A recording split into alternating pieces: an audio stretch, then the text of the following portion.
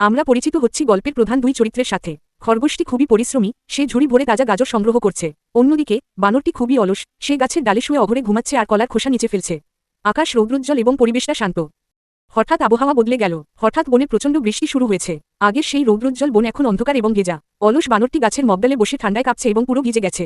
কিন্তু বুদ্ধিমান এবং পরিশ্রমী খরগোশটি তার মাটির নিচে সুরক্ষিত এবং গরম ঘরে শান্তিতে বসে আছে, সে আরাম করে গরম চা খাচ্ছে।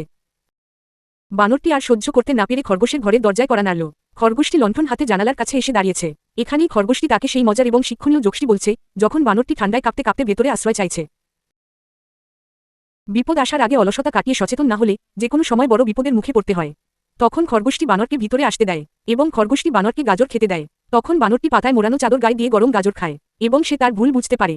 খরগোশের দিকে কৃতজ্ঞতার দৃষ্টিতে তাকিয়ে বানরটিকে বলে, ধন্যবাদ এবং আজকে থেকে তুমি আমার প্রিয় বন্ধু। কোনো সাহায্য লাগলে সাথে সাথে আমাকে বলবে, আমি তোমাকে আমরা সবটা দিয়ে সাহায্য করব এবং আমি আজকে থেকে সব অলসতা ছেড়ে দিব। জানালার বাইরে এখনও বৃষ্টি পড়ছে, কিন্তু ভেতরের পরিবেশটা বন্ধুত্বপূর্ণ।